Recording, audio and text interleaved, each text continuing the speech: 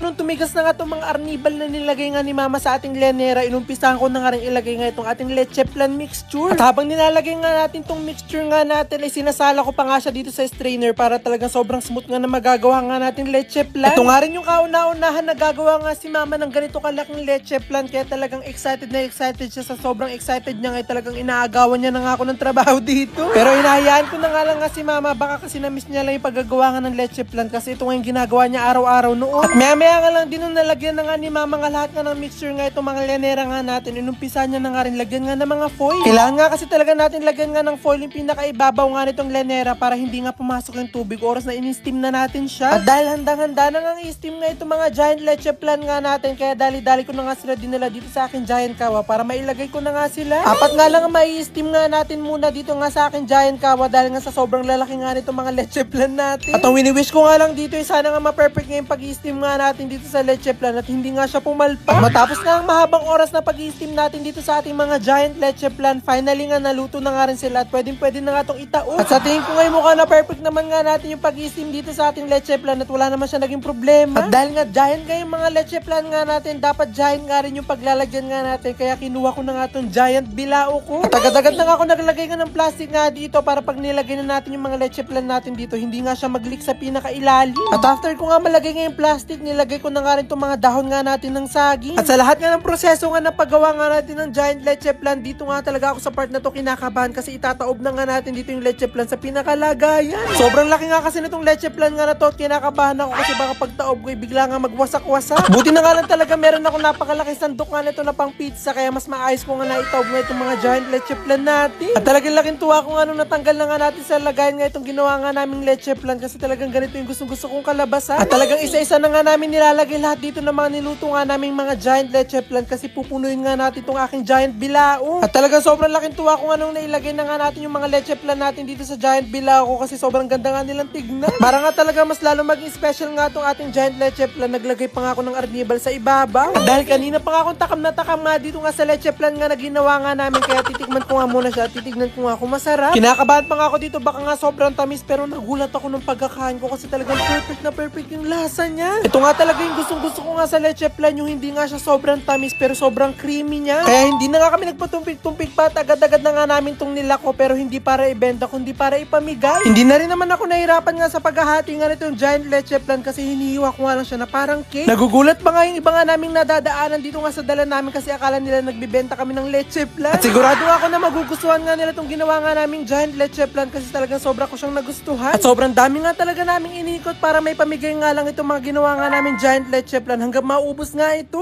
Amazing!